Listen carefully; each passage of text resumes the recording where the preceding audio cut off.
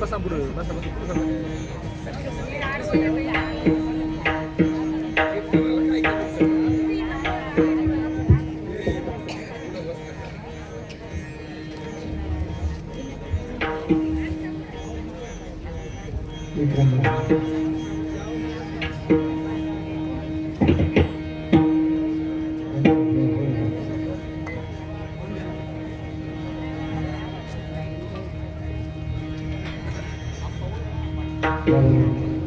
Hello Hari जय जय राम कृष्णा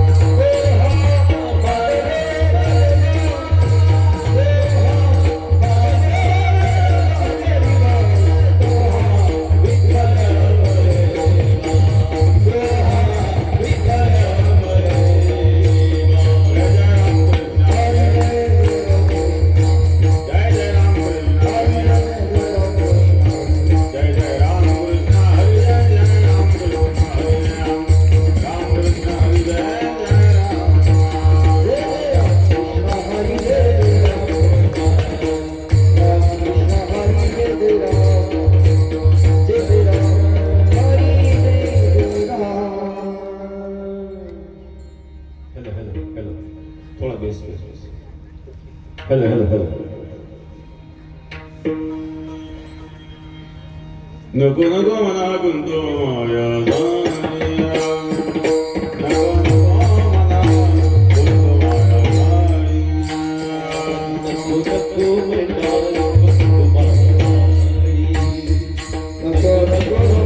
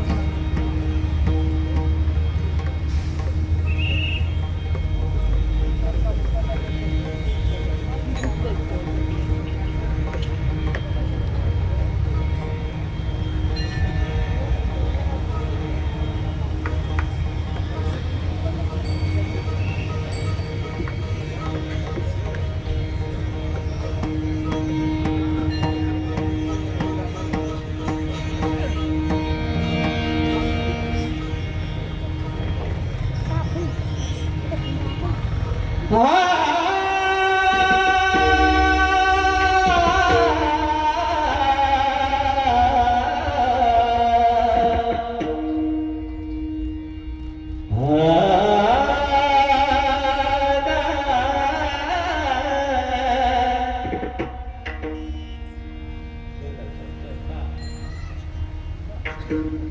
नको मला गुंतू माया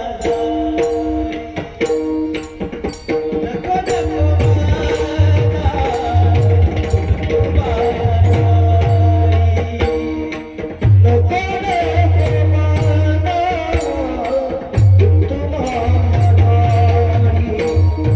नको नको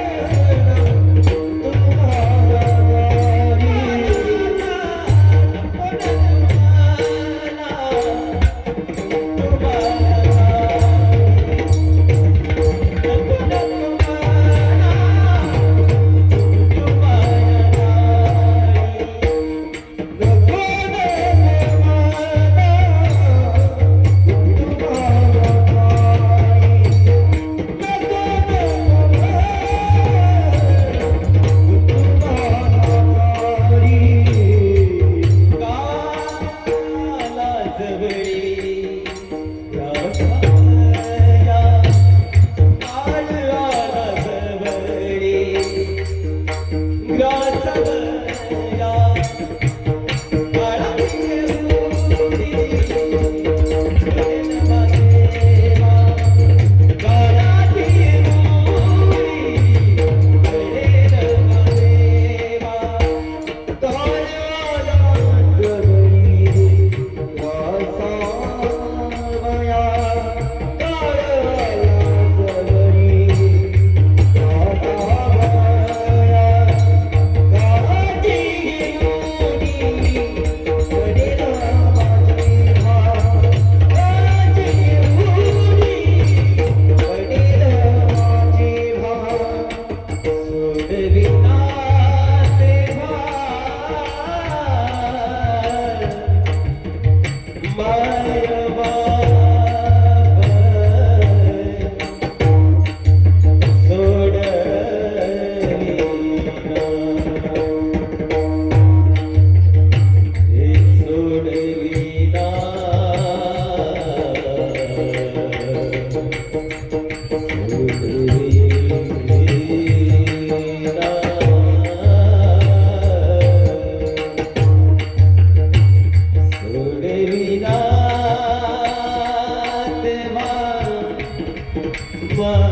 गुंतू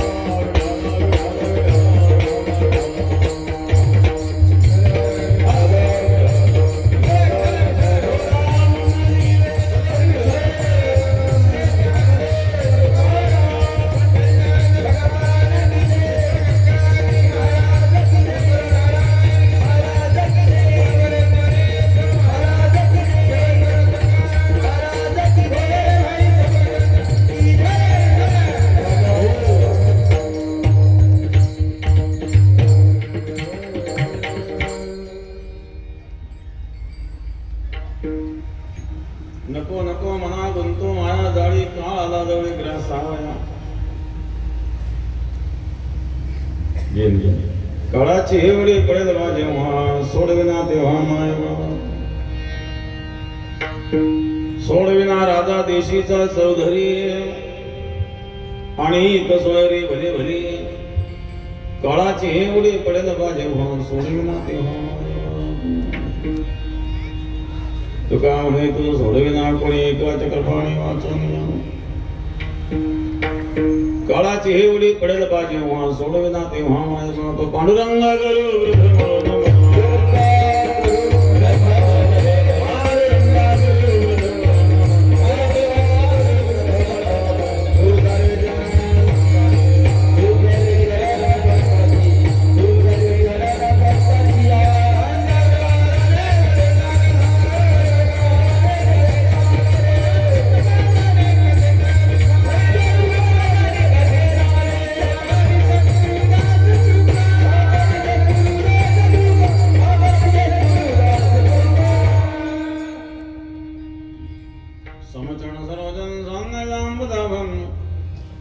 जगन्निधवाणी मंडनाना तरुण तुलसी माला गंधर्वं कुंजनेत्रं सदा धवलहासं विठ्ठलं चिन्तयामि ओम नमो ज्ञानेश्वरा करुणाकरादया तुमचा अनुग्रह लादलो पावन झालो जराजरी ध्यानमुदं गुरुर्मूर्ते पूजामुदं गुरुपदं मंत्रमूलं गुरुर्वाक्यं मोक्षमुदं गुरुपदं गंगा विशुद्धं नितमादस्वर्गं सर्ववेदिकं जं वेदं पुण्यदानं परानिधिं नं रमादे भवतं नमामि गंगागिरिनवतीराम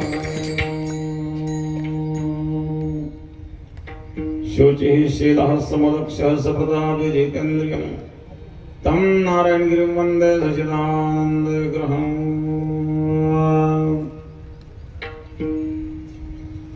योगराज सद्गुरु गंगागिरी महाराजांच्या कृपेने सद्गुरु श्री नारायणगिरी महाराजांच्या आशीर्वादाने कैलासवासी सौ ज्योती संतोष निर्मळ यांचं असणारं प्रथम पुण्यस्मरण यांचे पदी डॉक्टर संतोष निवृत्ती निर्मळ सासे रामराव जिजाबाई निर्मळ सासू गंगाबाई भागुबाई निवृत्ती निर्मळ बाया पोपट निवृत्ती निर्मळ दीर बाबासाहेब चांगदेव निर्मळ रवींद्र भास्कर निर्मळ इंद्रपान चांगदेव निर्मळ मुलगी कुमारी यशस्वी संतोष निर्मळ पुतण्या गणेश अशोक निर्मळ चिरंजीव प्रथमेश पोपट निर्मळ चिरंजीव संकेत पोपट निर्मळ पुतणी सौ सुप्रिया अनिल दिघे ननंद सौ मंगला भागवत वाडेकर समस्त निर्मळ परिवारावर प्रेम करणारे त्यांचे सर्व आप्तेष्ट मित्रगण भक्तगण वारकरीगण बेटाचे सर्व सेवेकरी वारकरी भक्तगण गायकवादक मंडळ भजनी मंडळ ग्रामस्थ मंडळ महिला मंडळ पाहुणे मंडळ सर्वांना धन्यवाद. विढाला विढाला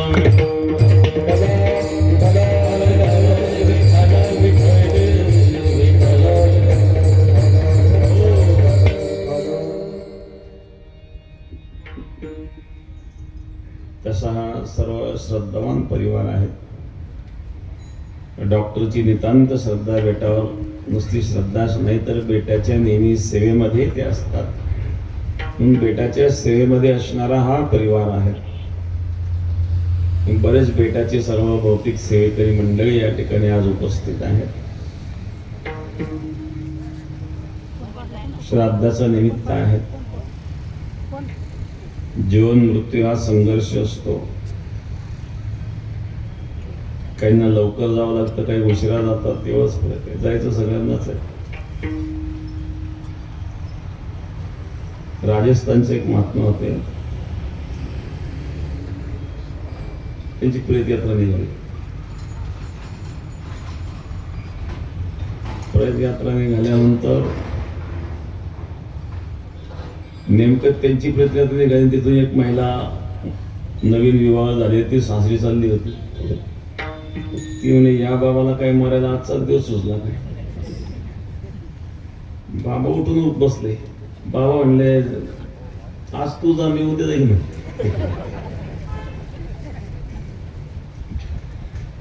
तुला तुझ्या प्रियकराला भेटायला जायचंय, मला माझ्या प्रियकराला भेटायला जायचंय. सारखं आहे कधी म्हणजे आज तू जाऊ दे. एकनाथ महाराजांच्या बाबतीतही घडलेलं आहे. संत एकनाथ महाराजांच्या बाबतीत सुद्धा असंच घडलेलं आहे. कोणी लवकर जातं, कोणी उशिरा जातं, पण जावं प्रत्येकाला लागतं. कोणी राहण्याकरता आलं नाही आजपर्यंत. कदाचित कोणी दीर्घाशी राहू शकतो. चांगदेव महाराज 1400 वर्ष राहिले. 1400 वर्षात किती पिढी गेल्या? 25-30 पिढ्या तर गेल्या असतील 1400 वर्ष. एवढ्या पिढ्यांपर्यंत चांगदेव महाराज झाले. माणूस एवढं जगू शकतो का हो? आजच्या काळामध्ये देवरा बाबा ते देवरा बाबा 250 वर्ष जगले होते. मला वाटतं 87-88 मध्ये गेले होते. त्यांच्याकडे अटल बिहारी वाजपेयी असतील, पंडित नेहरू, इंदिरा गांधी सर्व दर्शन आशीर्वाद केला जायचे. आणि ते खात पीत नव्हते. खातही नव्हते, पितही नव्हते. 250 वर्ष जगले. आणि ते राहायचे कुठं? एक त्याने असा माचवा बनवलेला, त्याच्यावर राहायचे. खाली जमीन नव्हते राहत. आणि कोणी दर्शन घ्यायला गेलं तर ते हाताने दर्शन देत नव्हते. त्याच्या वेळेला डोक्यावर पाय ठेवायचे. वर बसले जायचे, दर्शन घेते, वर पाय ठेवायचे डोक्यावर. त्याने एका पत्रकाराने विचारलं, महाराज हा सेवा तर वेगळंच तुमचं, डोक्यावर पाय कशा करता? लोक पायावर डोकं ठेवतात, तुम्ही डोक्यावर पाय ठेवतात. त्यांनी सांगितलं, विळेवर भोपळा पडला काय आणि भोपळ्यावर विळी पडली काय? कटणार भोपळाच म्हणले. काय बरोबर? भोपळ्यावर विळी पडली काय, विळेवर भोपळा पडला काय? दुसरी महत्वाची गोष्ट, पायावर डोकं ठेवलं आणि डोक्यावर पाय ठेवलं काय? आशीर्वाद तर मिळतोय ना. एवढे वर्ष जगले अन्न पाण्या वाचून. कारण ते खेचरी मुद्रा करायचे. खेचरी मुद्रा केल्यानंतर, खेचरी मुद्रा सिद्ध झाल्यानंतर त्या व्यक्तीला अन्न जलाची आवश्यकता राहत नाही. योगशास्त्रामध्ये ही एक प्रक्रिया आहे. कारण वेदांत शास्त्रामध्ये सुद्धा जे पंचकरण म्हणून ग्रंथ आहे बघा, पंचकरण, या पंचकरणामध्ये पंचमहाभूतांचं पंचकरण केलेलं आहे. पृथ्वी, आप, तेज, वायू, आकाश, हे पाचही तत्व आपल्या शरीरामध्ये आहेत.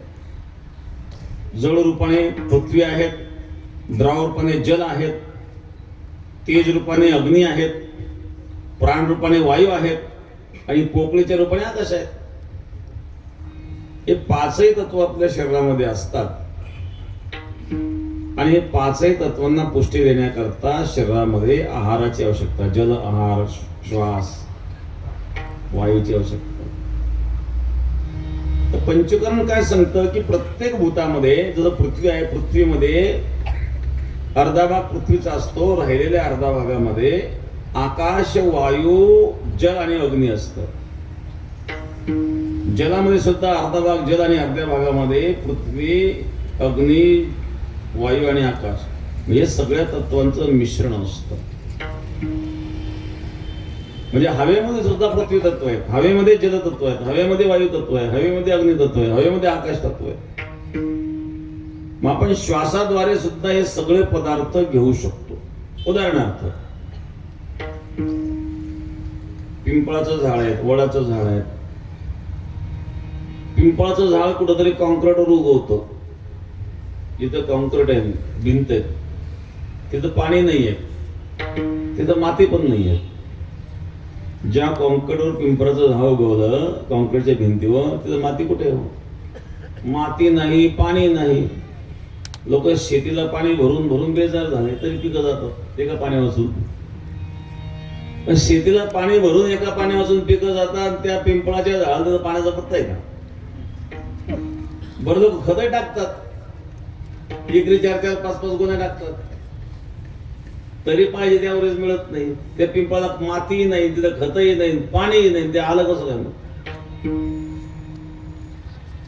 याचा अर्थ हवेमध्ये जी आर्द्रता असते, हवेमध्ये जलतत्व आहेत, हवेतली आर्द्रता घेऊन ते जगतात. असे काही वनस्पती आहेत, ते हवेतून पाणी घेतात. ते जमिनीतलं पाणी कुठे त्यांच्याकडे?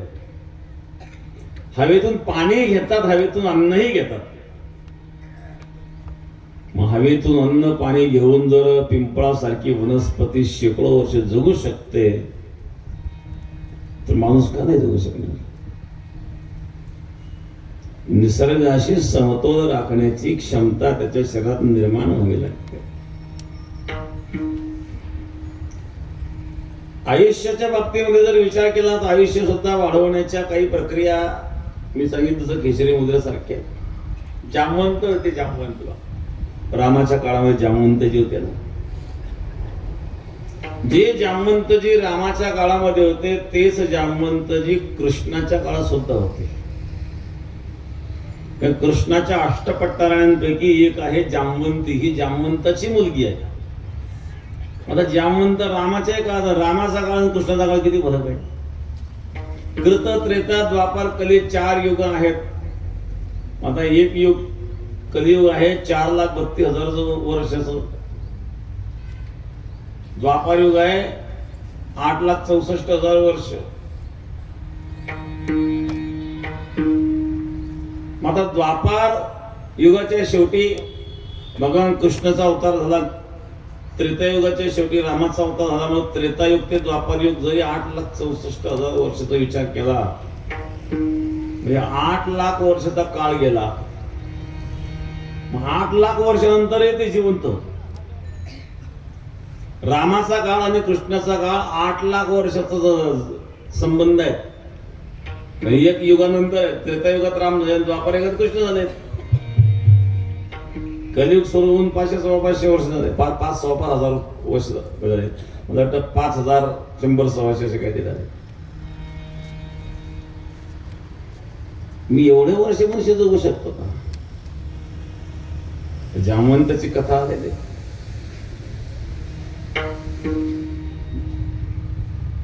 ज्या वेळेला सत्राजित जो होता, सत्राजिताकडे सेमंतक नावाचा मणी होता. या सत्राजिताचा भाऊ होता प्रसेन.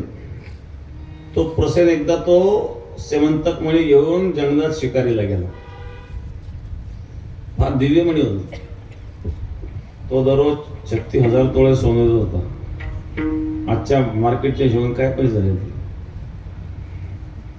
तो म्हणे गळ्यात घालून तो शिकारीला गेला. काही लोक सवय असते, आमच्या माता बहिणी सवय नाही. गळ्यात सोनं घालून कीर्तनाला जा, सप्ताला जा, आणि मग गळे कापल्यानंतर बस रडत मग गेलं मंगळसूत्र.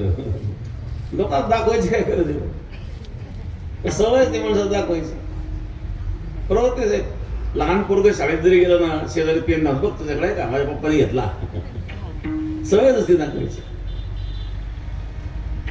आज शिकारायला गेल्यानंतर तो चमकणारा मणी पाहिल्यानंतर एका सिंहाने त्याच्यावर हल्ला केला. सिंहाने त्यालाही मारून टाकलं, त्या घोडाही मारून टाकला, आणि तो मणी घेऊन सिंह पळाला. पण त्या सिंहाला जामवंतांनी ठार मारलं, आणि तो मणी घेऊन जामवंत आपल्या गुफेत गेला. पण त्या मण्याचा आरोप या सत्राजिताने भगवान कृष्णावर झाला. मग कृष्ण ते मणी परत आणण्याकरता जंगलात गेले असताना एके ठिकाणी प्रसेन मरून पडलेला होता, एके ठिकाणी घोडा मरून पडलेला होता. तिथून पुढे सिंहाचे पायाचे ठसे होते, पुढे सिंह मरून पडलेला होता. तिथून पुढे एक अस्वलाच्या पायाचे ठसे होते. ते एका गुफेत गेले आणि गुफेमध्ये होते जामवंतजी. जामवंताच्या मुलीच्या हातामध्ये तो मणी होता. तो मणी कृष्णाने घेतल्याबरोबर जामवंताने ललकारलं, कोण आहेत म्हणलं, युद्ध केल्याशिवाय जाता येणार नाही. जामवंताचं आणि कृष्णाचं 28 दिवस युद्ध झालं. बरं, कृष्णा बरोबर जे आलेले होते ना त्यांनी 10-12 दिवस वाट पाहिली. आता जो माणूस गुफेत गेला आणि 10 दिवसातून अजून परत येत नाहीये, आता तो माणूस जिवंत असेल का बरं? हे गेले घरी, द्वारकेला गेले, निरोपही दिला कृष्ण गेले म्हणून. 28व्या दिवशी जामवंत थकला. जामवंताने विचारलं, या मृत्यू लोकांमध्ये कोणी मनुष्य मला थकू शकत नाही, तेवढं सामर्थ्य कोणात नाही, तुझी कोण आहे सांगा. भगवंतानी राम रूपात जामवंतला दर्शन दिलं. जामवंताने हात जोडले, प्रभू या रूपात. हा म्हणले, तुमची इच्छा अधुरी राहिली ती पूर्ण करण्याकरता आली. अधुरी काय इच्छा होती त्यांची? रावणाचं जेव्हा युद्ध झालं ना, युद्ध झाल्यानंतर मग रामाने अयोध्येमध्ये सर्वांचं स्वागत केलं. पहिलं आला राम राणा, पहिलं आला राम.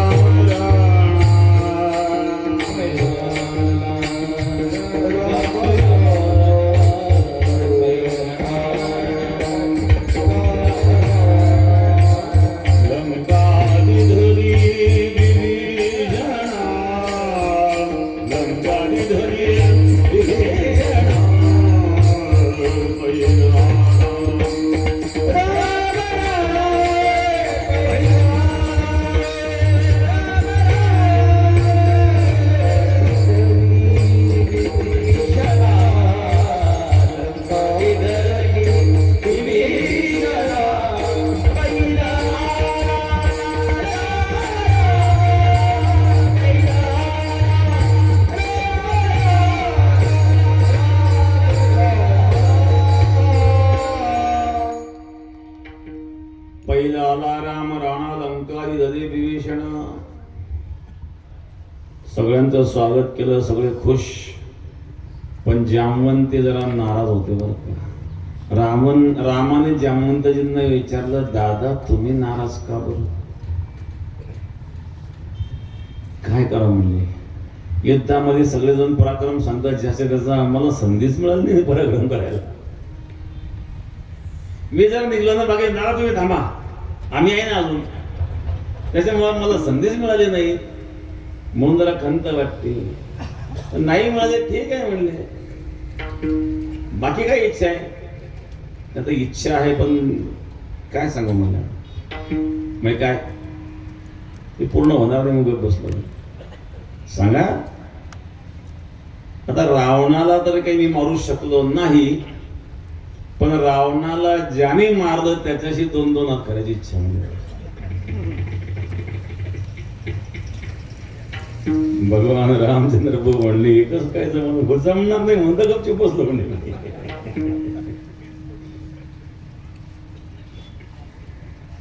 आणि म्हणून मग भगवान कृष्णाने सांगितलं, दादा तुमची ती इच्छा पूर्ण करण्याकरता आता मी आलो. म्हणजे रामाच्या काळात जे जामवंत होते तेच जामवंत कृष्णाच्या काळात देखील होते. एवढे वर्ष ते जगले.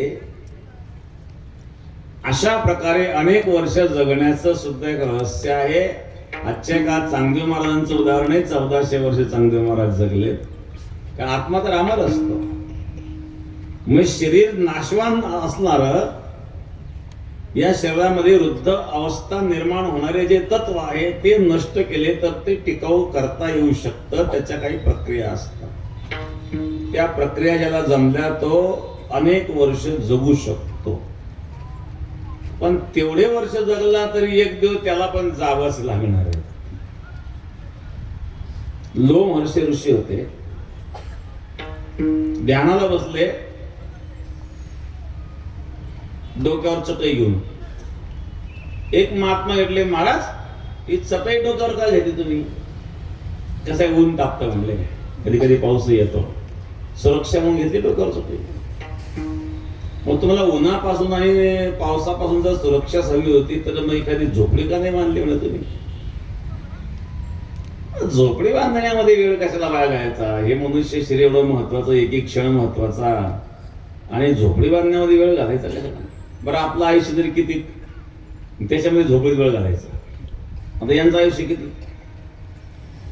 लोम महर्षी ऋषीचं आयुष्य सांगतो तुम्हाला. ब्रह्मदेवाचं आयुष्य संपलं की यांचं एक केस कमी होत. लोम महर्षी ऋषीचं असे केस किती असतात आपल्या अंगावर? 3.5 करोड. 3.5 करोड ब्रह्मदेव जातील.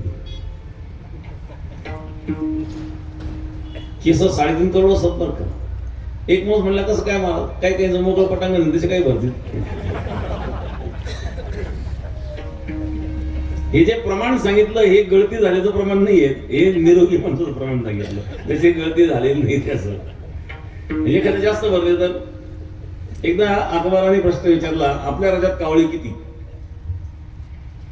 कोणाच सांगता येतं? कोणी मोजले कावळे? नेमकं बिरबल नव्हता.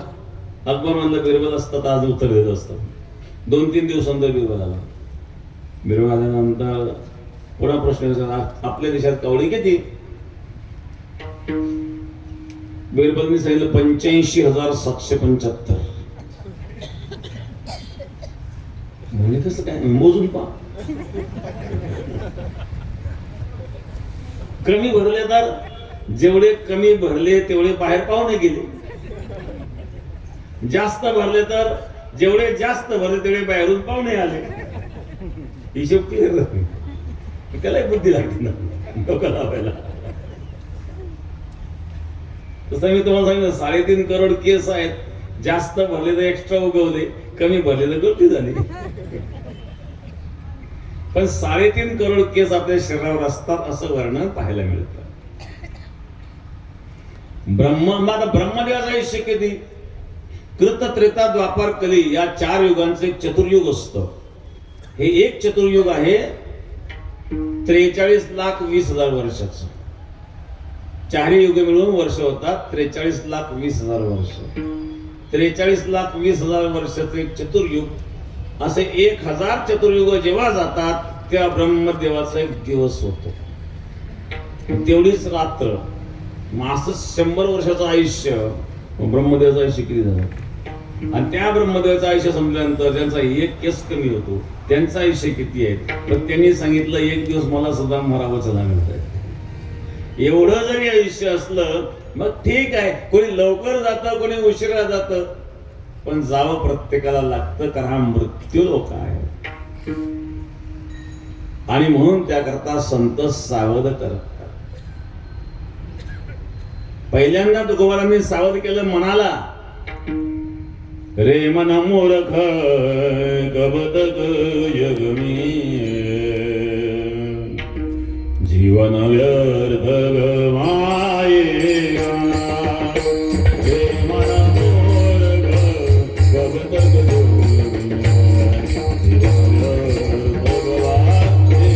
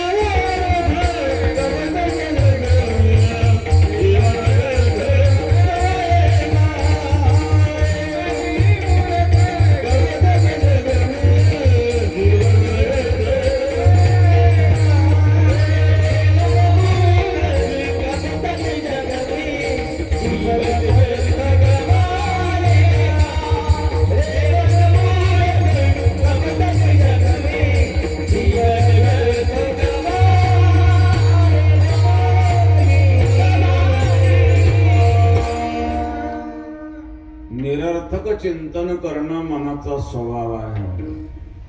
म्हणून या मनाला काहीतरी कामाला लावायचं. सुमिरन करले मेरे मना तेरी बीती उमर हरि नाम बिना सुमिरन करले मेरे मना तेरी बीती उमर हरि नाम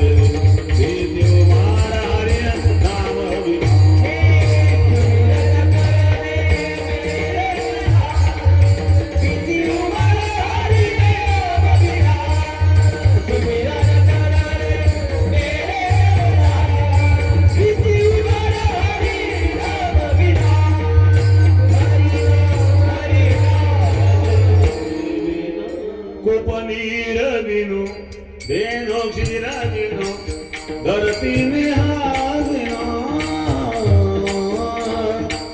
जैसे तरुवर कदबी हुईना तैसे ही प्राणी हरि नाम बिना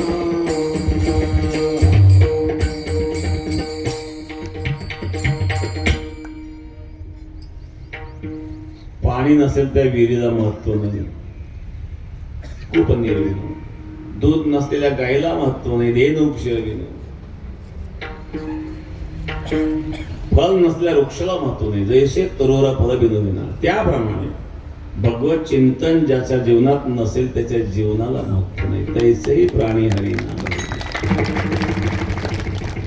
म्हणून मनाला उपदेश करताय सुमिरन करले मेरे मना तेरी बीती उमर हरि नाम बिना सुमिरन करले मेरे मना तेरी बीती उमर हरि नाम बिना।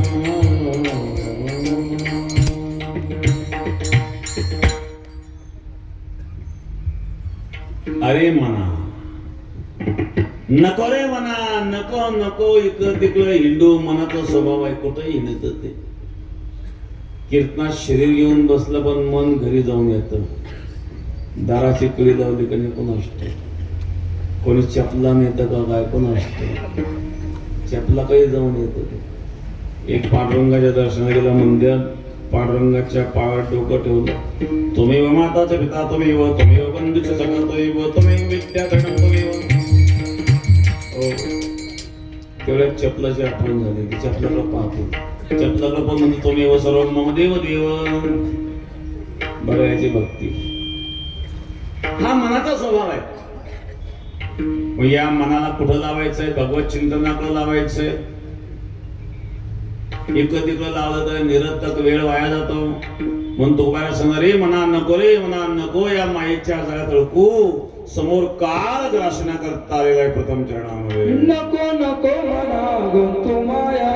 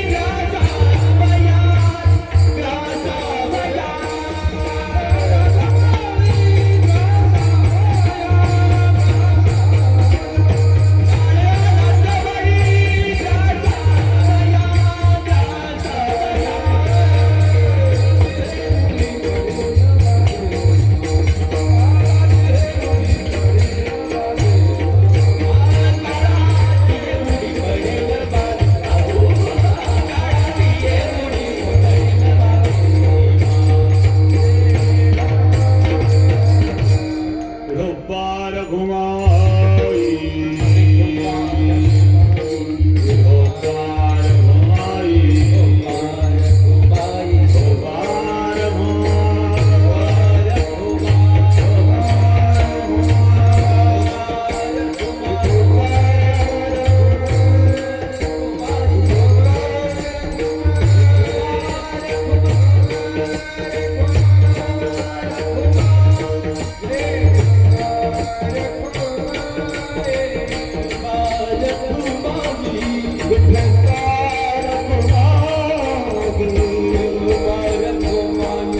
विठोबा रघुमाई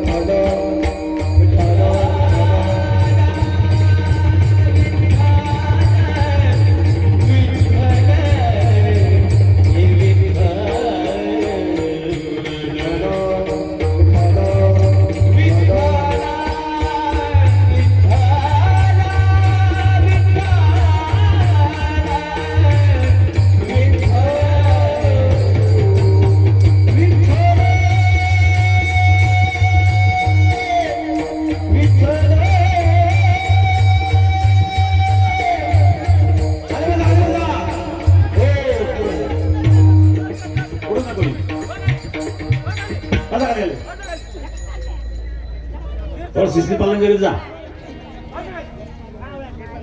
ढाला ढाला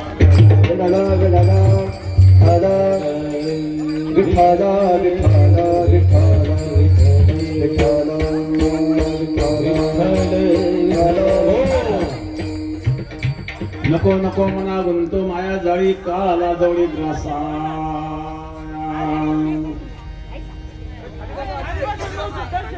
मृत्यू मायेच्या जगात अडकू नको अरे मना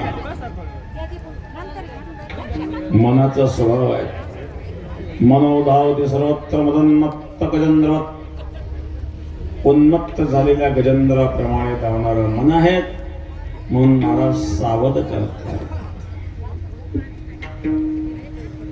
श्राद्धाचं निमित्त आहेत या ठिकाणी कैलासवासी ज्योती संतोष पाटील निर्मळ डॉक्टर संतोष निर्मळ यांच्या पत्नी डॉक्टरची खूप मोठी निष्ठा बेटावर पूर्वीपासून आहे होती आजही आहे पुढे असणार आहे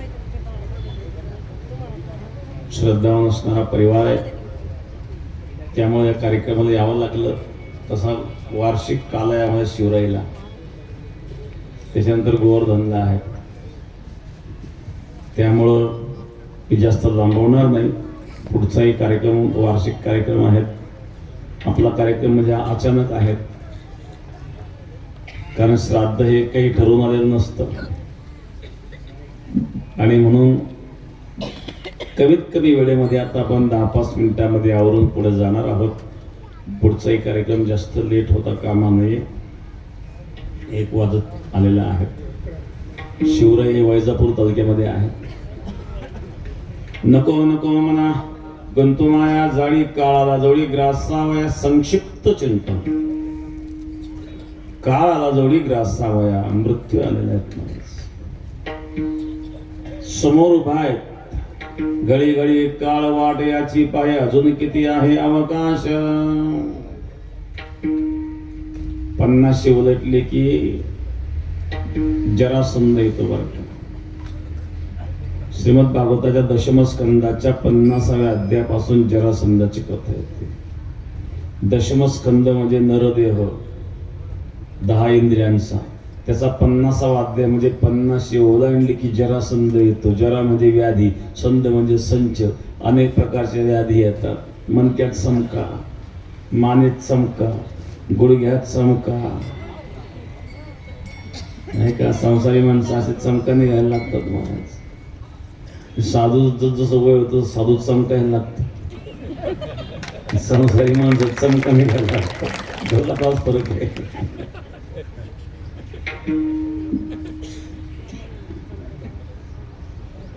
आणि या ठिकाणी 50 उलटले की काही काही सुरू होतं. कोणाला डायबिटीज, कोणाला बीपी, कोणाला काय काय, कोणाला मूळव्याध. जरासंध आणि जरासंधाच्या नंतर तो कालयवन. जरा म्हणजे व्याधी. अगोदर म्हातारपण येतं. बरं ते येतं तर कधी येतं कळून येतं हो. एखाद्या म्हाताऱ्याला विचारा तुम्ही किती तारखेपासून म्हातारे झाले, सांगता येईल का तारीख? एकतर म्हातारा व्हावं कोणाला वाटतच नाही. म्हातारा व्हावं वाटलं कमीत की म्हातारा दिसा वाटत नाही, म्हणून तर केस काळे करतात. एक वेगळं पाहू नका. तुम्ही पण झाले काळे करून. म्हातारा दिसा वाटत नाही ना कोणाला. प्रत्येकाला करून दिसा म्हणून.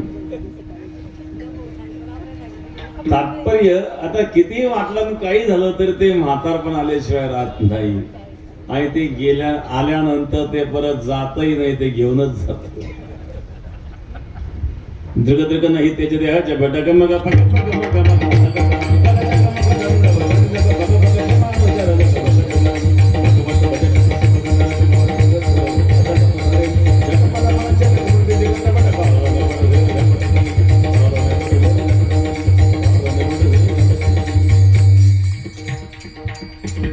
डोळ्याचं तेज गेलं, कान ऐकायला कमी झालं, दिसायला कमी झालं.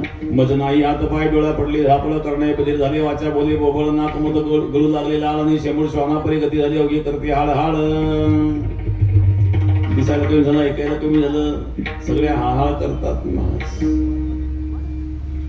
काळ आला जवळी ग्रासावयान. जेव्हा तो काळ उडी टाकेल तेव्हा तुला कोणी सोडवणार नाही. द्वितीय चरणामध्ये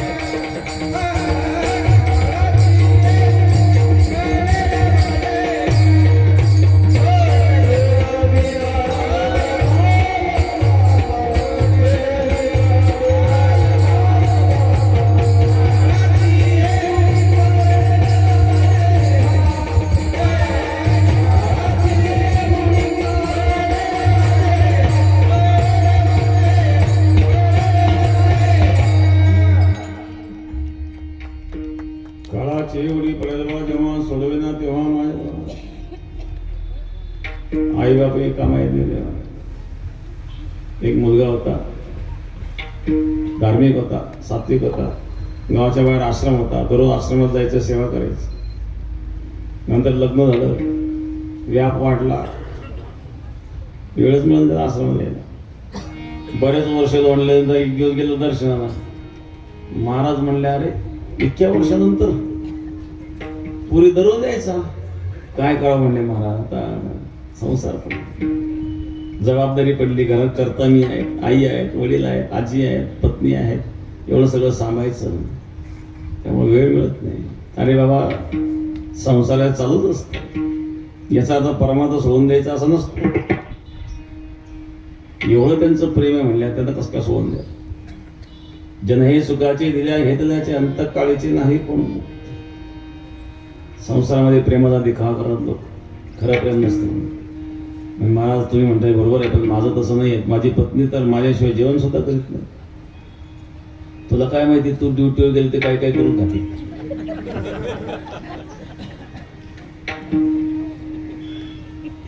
आई तर जगणार सुद्धा नाही माझ्याशिवाय. 8 दिवस माझ्याकडे, 8 दिवस बोलवत त्याला योग शिकवला, त्याला प्राण रोखण्याची प्रक्रिया शिकवली. प्रयोग करून पाहा किती प्रेम आहे. एक दिवस घरी पत्नीला सांगितलं, मला ड्युटीवर जाण्याच्या आधी आज बासुंदी खायची फार इच्छा, बासुंदी करून ठेव म्हणले. तिने बासुंदी तयार करून ठेवली. ड्युटीहून आला, पत्नी लागली स्वयंपाकाला, बाकी स्वयंपाक करायचा होता. हा मी आराम करतो. स्वयंपाक झाला, ती बोलवायला आली, यांनी श्वास बंद करून टाकला. श्वास बंद दिसतोय, नाळ्या बंद दिसत आहेत, ठोके बंद दिसत आहेत. तिला वाटलं गेले का काय. तिने घड्याळात पाहिलं, रात्रीचे 9 वाजले. तिला वाटलं उद्या दुपारपर्यंत काही मौत होत नाही, आता उपोषित राहावं लागलं. ती अगोदर किचन मध्ये गेली, ती पातेला भर बासुंदी पिऊन टाकली. अगोदर सगळी बासुंदी पिऊन टाकली, बाहेर आली, लागली मोठ्या मोठ्याने ओरडायला. आता जोर यायला ना रडायला. कसं झालं, रडायला लागली, देवा मला नेलं असं बरं झालं असतं ना, यांना कसं नेलं. तिचा आवाज ऐकला, सासू सासरे आले, तेही लागले रडायला. बाप म्हणला, मला नेलं असं बरं झालं असतं, माझ्या मुलाला का नेलं. आई म्हणली, मला नेलं असं बरं झालं असतं. आजी आली, आजी म्हणले, देवा माझी कुठं चिठ्ठी हरवली, मी तर वाट पाहून होते, माझ्या नातवाला नेलं, मला नेलं असं बरं झालं असतं. सगळं परिवार लागला रडायला. तेव्हा त्या ठिकाणी महाराज आले. आणि महाराज बघा ना, तुमचा शिष्य होता, तुमची सेवा खूप करायचा, फार धार्मिकता होती. महाराज म्हणले, ठीक आहे, याला मी जिवंत करू शकतो म्हणले. तुमचे उपकार होतील म्हणले. महाराज तुमचा शिष्य होता म्हणले तो. ग्लासभर दूध आणा. दूध आणलं, त्या दुधामध्ये एक मंत्र घेतलं, मंत्र मारलं दुधामध्ये. आता हे दूध सिद्ध झालं म्हणलं. हे दूध जो पेईल तो मरेल आणि हा जिवंत होईल. घ्या, कोण घेतोय. आई, आईचं फार प्रेम असतं ना. आई म्हणत, मी गेले असेल बरं झालं असतं, माझा मुलगा कसा गेला. मग घे आता, तू दूध पिलं की तू मरशील, तो मुलगा जिवंत होईल. आई कुठं घेते. आई म्हणले, मी जर दूध घेतलं तर यांच्याकडं कोण पाहिजे, इथं जगणार नाही माझ्याशिवाय.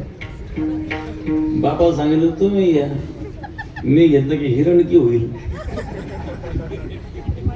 त्यामुळे मी घेऊ शकत नाही. पत्नीने सांगितलं, तुमच्या पती करत तुम्ही या, तुम्ही म्हणले तर मी गेले बरं झालं असतं. ते म्हणले, माझ्या बापाला कळलं तर माझ्या बापाला अटॅकच येईल, ते घेईना. आजीबाई तुम्ही म्हणल्या होत्या ना, माझी चिठ्ठी कुठं हरवली, तुमची चिठ्ठी घेऊनच आलो मी आता. तुम्ही दूध प्या, तुम्ही मराल, तुमचा नातू जिवंत होईल. आजी म्हणले, बाबा मला काय मारायला लागत होतं, जगून तरी काय करणार, जेवढं राहील तेवढंच पहिलं, पाहते काय डोळ्यात दिसणार तुला. कोणीच घ्यायला तयार नाही. महाराज म्हणले, मग मी घेऊ का. महाराज आपले उपकार होते, जगाच्या कल्याणा संतांच्या विभूती, देह कष्टवती परोपकार. संतांचं जीवन हे परोपकाराकरताच असतं. महाराज काय हरकत नाही, आम्ही तुमची मोठी समाधी बांधून प्रत्येक वर्षी मोठी पुण्यतिथी साजरी करीत जाऊ. फार उपकार होते म्हणजे तुमचे. महाराज म्हणले आणा दूध. महाराजांनी दूध पिऊन टाकलं. ते काही विष होतं का हो? ते परीक्षा पाण्याला सांगितलं दूधच होतं. दूध पिऊन टाकलं, त्याला थाप मारले, उठ. कोणाकोणाचं प्रेम आहे तुझ्यावर? आईचं आहे का, बापाचं आहे का, पत्नीचं आहे का, आजीचं? कळोईला अंतकाळी प्राण प्रयाणाचे राहते निराळी रांडा पोरे सकळ. म्हणून महाराज सांगतात काळाची हे ओळी पळेल बा जेव्हा सोडविणार तेव्हा माय बाप. माता पिता सोडणार नाही, याच्या पलीकडे महाराज सांगतात सोडविना राजा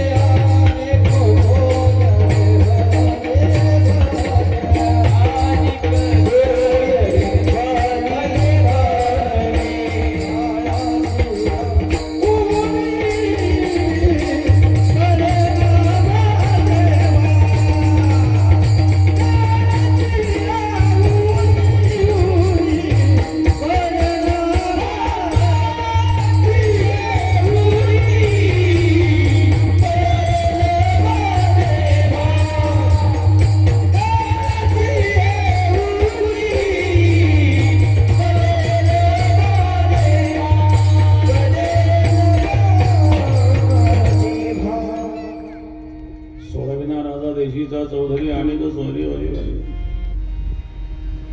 कोणी राजा सोडवणार नाही, कोणी चौधरी सोडवणार नाही, सोयरे तर अजिबात नाही.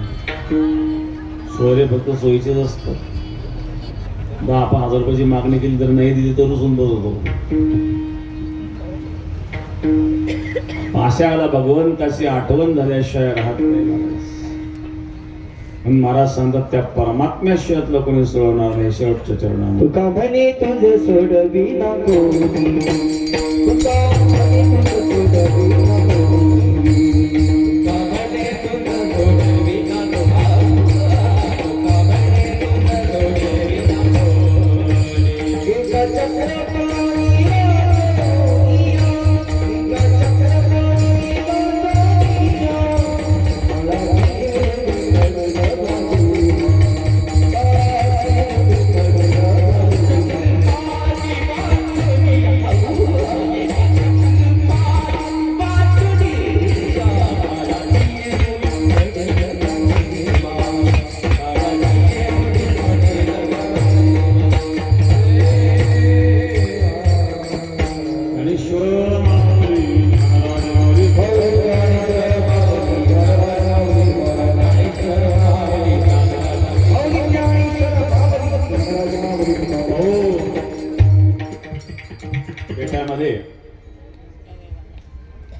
सेवेला येणारे सेवेकरी महिला मंडळ आहेत.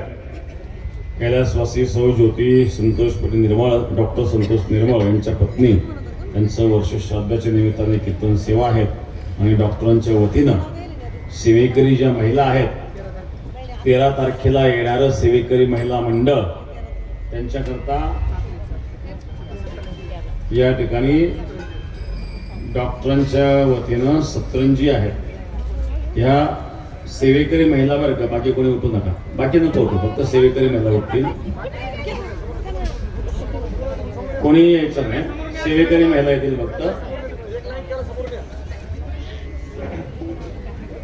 प्रत्येक महिन्याच्या 13 तारखेला ज्या महिला सेवा करण्याकरता येतात अशा महिलांकरता एकदा जोरात सर्वांनी टाळ्या वाजवा. घरचे काम धाम बंद करून जी सेवा असेल ती सेवा करतात. अशा महिलांना खूप खूप धन्यवाद धन्यवाद धन्यवाद.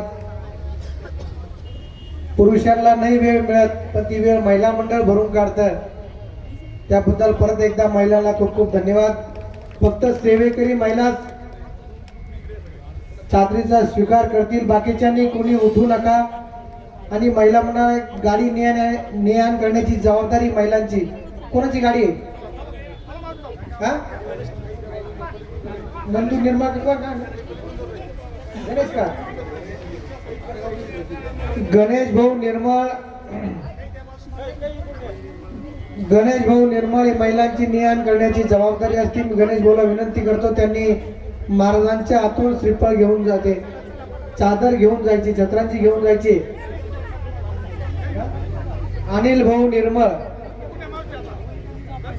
तर त्यांच्या घरातला जर कोणी असेल तर त्यांना विनंती, त्यांनी महाराजांच्या हातून चादरीचा स्वीकार करावा. निर्मळ परिवाराच्या वतीनं, डॉक्टरांच्या वतीनं त्यांच्या पत्नीच्या स्मरणार्थ त्यांनी सेवेकरी महिलांना चादरीची वाटप केली, त्याबद्दल सर्व निर्मळ परिवाराला खूप खूप धन्यवाद धन्यवाद धन्यवाद. फक्त सेवेकरी महिला, बाकीच्यांनी कोणी घेऊ नका. कधी मध्ये येणाऱ्या महिलांनी थोडं थांबलं तर चालू, म्हणजे घेऊन टाका. चला, चादरी डॉक्टरनी भरपूर आणलेल्या आहेत. फोटो कोण काढतो भाऊ? फोटो काढतो उभे राहा. महिला म्हणा थोडं पुढे पुढे सरकार समोरचे पलीकडच्या सगळ्या चेहरे दिसले पाहिजे. बस, फक्त सेवेकरी भाऊ फोटो नाही, शूटिंग घेऊन टाका सगळ्यांचे चेहरे येते. सद्गुरु गंगागिरी महाराज की जय, नारायणगिरी महाराज की जय.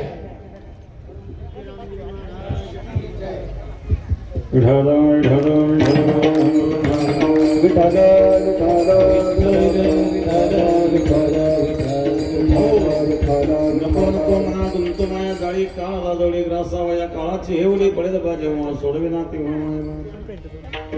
सोडविना राजा देशीचा चौधरी आणि सोयरी भरी भरी तुका म्हणे तुझं सोडविना कोणी एका चक्रपाणी वाचून या काळाची हेवली पडेल जेव्हा सोडविना तेव्हा विठ्ठल जय जय विठ्ठल जय जय विठ्ठल. हा बोली जय बोली देवा कोणी बोलतरे कारण आपला महाराज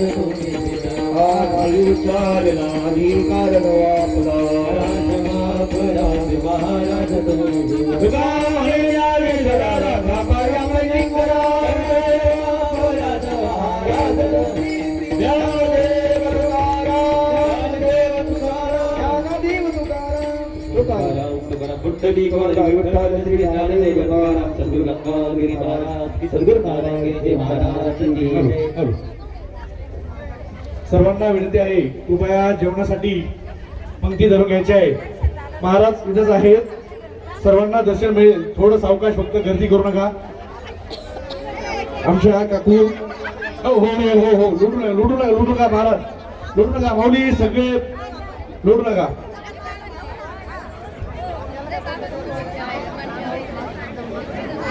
हॅलो, सर्वांना विनंती आहे, बाबा लुटू नका. दर्शन महाराज इथंच आहे, दर्शन घेण्यासाठी कृपया धक्काबुक्की करू नका.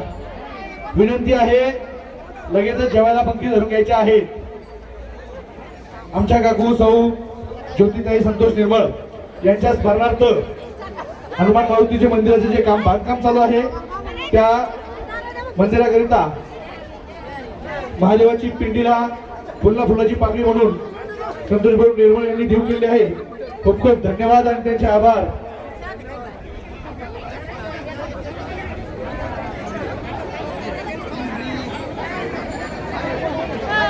हॅलो, गडबड करू नका कृपया. माऊली सावकाश दर्शन घ्या, महाराज आहेत. सर्वांना विनंती आहे, जेवणासाठी लगेच पंक्ती धरून घ्यायची आहे. तरुण मित्र मंडळ आपलं वारा घ्यायचे.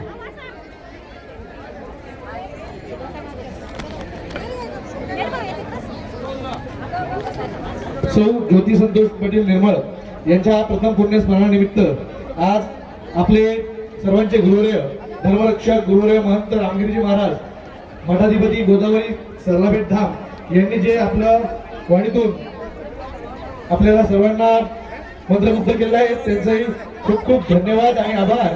आम्ही निर्मळ पाटील बल्लाळ त्यांचे सदैव ऋणी आहोत.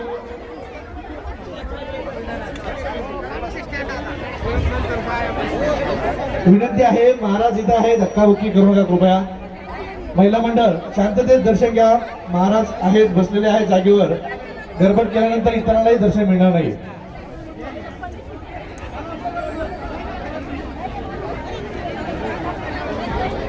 महिला मंडळ सर्वांना विनंती आहे, स्टेजची उंची कमी आहे. एक महिला खाली वागली का बाकीचे वरून दाबतात त्यांना. ते बाहेर कसं निघायचं त्यांनी? त्यापेक्षा जागेवर हात जोडा ना, जागेवर हात जोडा. जेवणाकरता पंक्ती धरा. पुढं महाराजांना 2 कानाचे कीर्तन आहे. जागेवर हात जोडा, पंक्ती धरा. चला जेवायला बसून घ्यायचंय.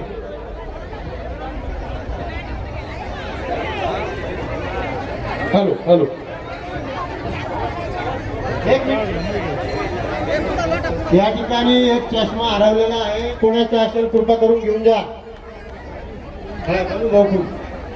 आणि दुसरं असं आहे, या ठिकाणी पंचकृषीतील सर्व बहिणी मंडळांनी आपला टाळ पकवात पेटी हे आणलेलं आहे. आपलं साहित्य जबाबदारीने जसं आणलं तसं आपण आपलं साहित्य सांभाळून घ्या.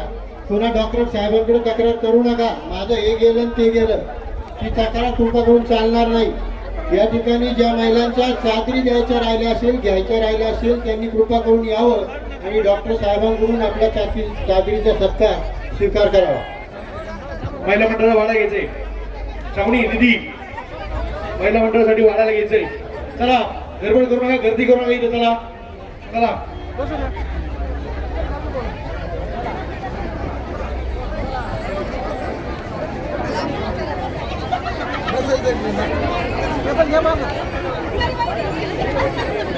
महिला मंडळांनी जेवायला बसून घ्यायचे. विनंती आहे,